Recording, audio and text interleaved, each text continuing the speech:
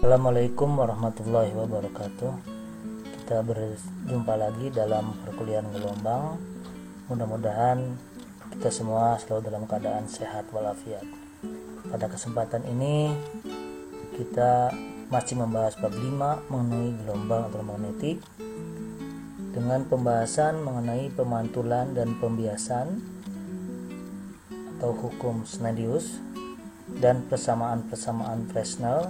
Persamaan Fresnel ini merupakan persamaan yang menunjukkan koefisien refleksi dan transmisi ketika gelombang elektromagnetik melalui dua medium yang berbeda.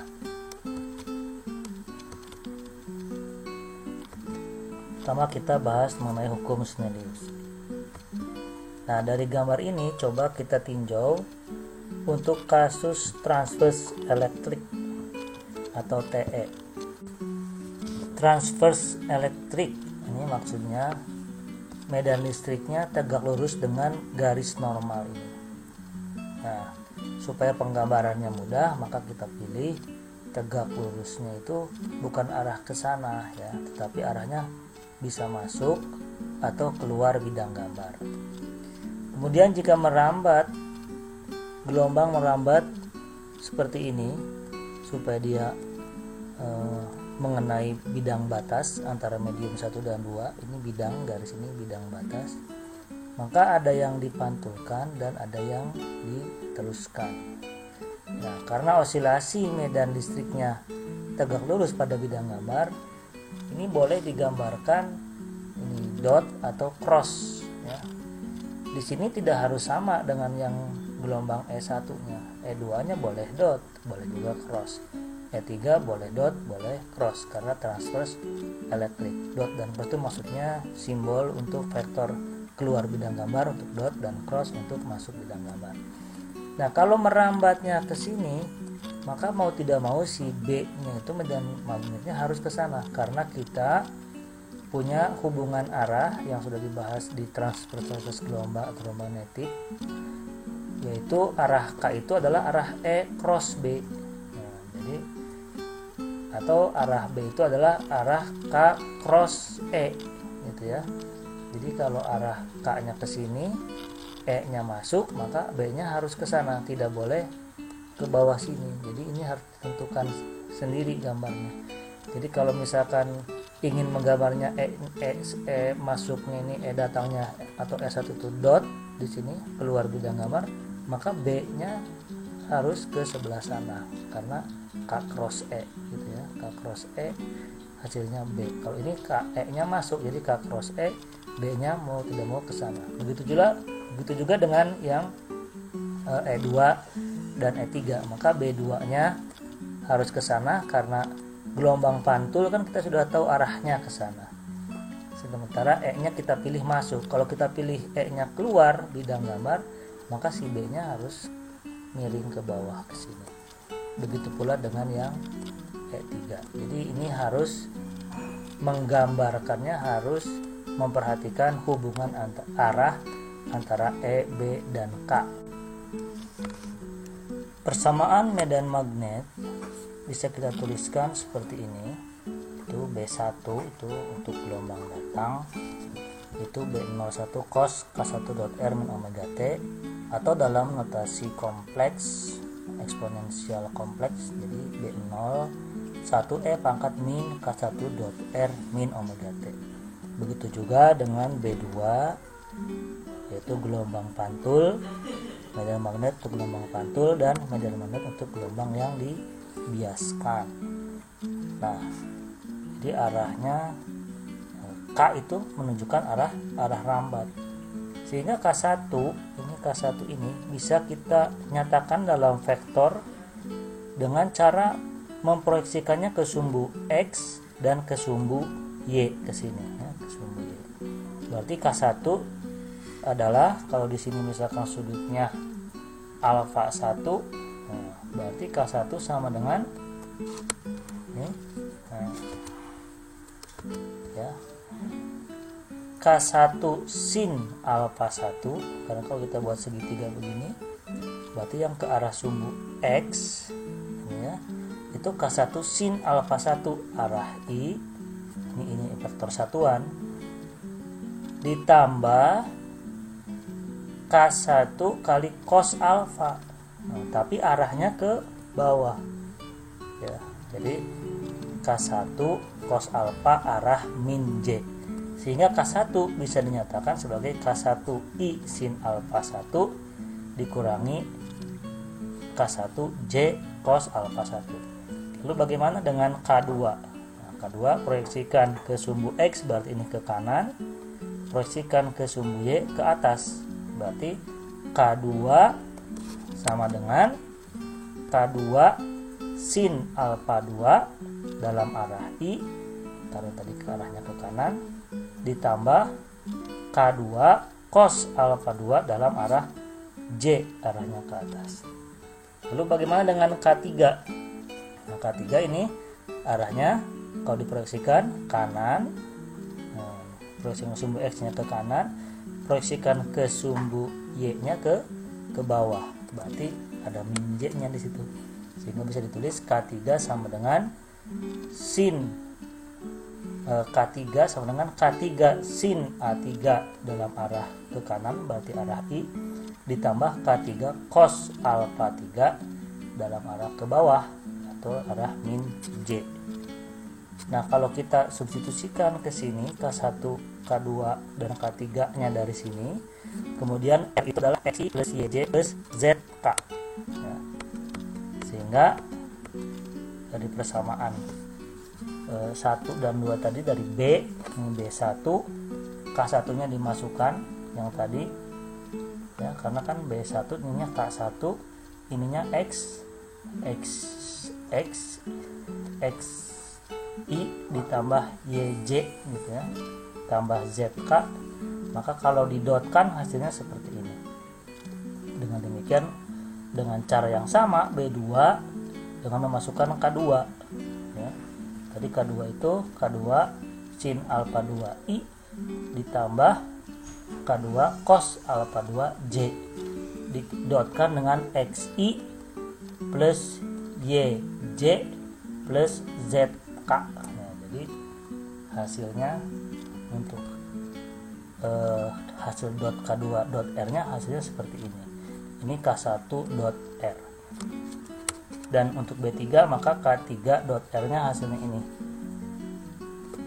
Nah, maka untuk di perbatasan atau di Y sama dengan 0 di bidang batas, nah, kita masukkan syarat batas di Y sama dengan 0, itu artinya di bidang batas atau di perbatasan antara kedua medium.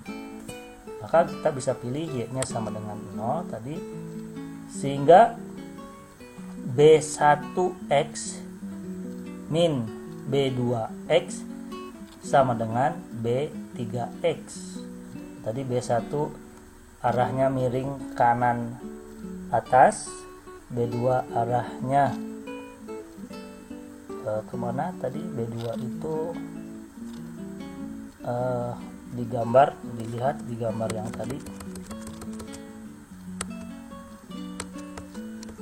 Nah ini, nah B1 kalau kita lihat di permukaan ini B1X gitu ya, ini min B2X sama dengan B3X, karena B2X nya arahnya ke kiri.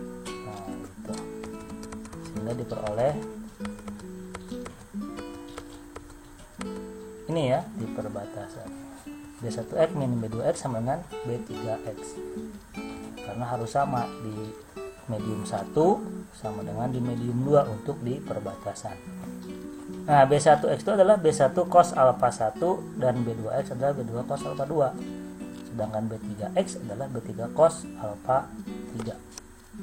Jadi dengan memasukkan persamaan 3 ini, B1-nya ini, B2-nya ini, B3-nya ini ke persamaan yang baru saja kita peroleh ini di syarat batas di Y sama dengan 0, maka diperoleh B01 cos alfa 1 kali E pangkat Nah ini ya. Untuk Y sama dengan 0 berarti ini 0. Nah, jadi tinggal X sin alfa 1 dikurangi B02 cos alfa 2 kali E pangkat I K2 X sin alfa 2 ditambah ini 0 yang pangkatnya ya, dan seterusnya ini juga 0. Lalu kemana E pangkat min omega min I omega T, E pangkat I omega T nya, jadi E pangkat min I omega T nya semua memiliki E pangkat min I omega T, jadi dicoret ya, coret karena di sini ada, di sini ada, di sini ada, jadi hilang ya, tinggallah persamaan ini. Nah dari persamaan itu, di persamaan ini kita bisa memisalkan, misalkan ini yang depan ini sebagai A gitu ya, E pangkat A kecil X, yang depan ini B kali E pangkat BX, yang ini C kali E pangkat CX. Jadi A besar itu adalah B01 cos alfa 1 dan A kecilnya adalah I K1 sin omega 1 ya, sin omega 1. Sorry, ini bukan omega, sin alfa 1 ya. Jadi A nya itu adalah I K1 sin alfa 1.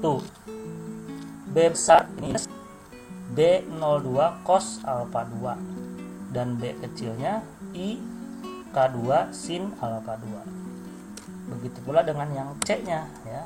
Jadi yang C nya ini adalah B03 cos alfa 3 dan C kecilnya I K3 sin alfa 3. Dengan menggunakan deret eksponensial yang E nya diekspansi ke dalam bentuk deret, maka ini yang E pangkat AX ini bisa ditulis seperti ini, A dalam kurung 1 plus AX plus dan seterusnya ditambah B dalam kurung 1 plus BX dan seterusnya ditambah C kali 1 plus CX dan seterusnya.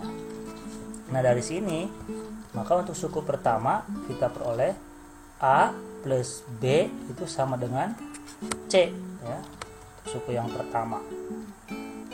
Nah dari suku kedua maka ini A besar A kecil X tambah B besar B kecil X sama dengan C besar C kecil X. Itu dari suku yang kedua deret ini. Nah dari dua persamaan ini maka karena C itu sama dengan A plus B, maka kita peroleh AX tambah BBX sama dengan C nya, C besarnya diganti A plus B jadi A plus B CX. Persamaan ini dapat kita tuliskan dalam bentuk matriks. Nah, seperti ini ya. Jadi AX plus BBX sama dengan ACX plus BCX supaya memudahkan dalam melihatnya ya. Nah, dari sini maka yang dimaksud mudah melihat itu tadi ini kan depannya matrik A isinya AB, ini AB ya, matrik kolom ini. Yang ini matrik baris, ini ada dua baris AX BX, ini CX CX. Maka mau tidak mau ini AX sama dengan CX dan BX sama dengan CX.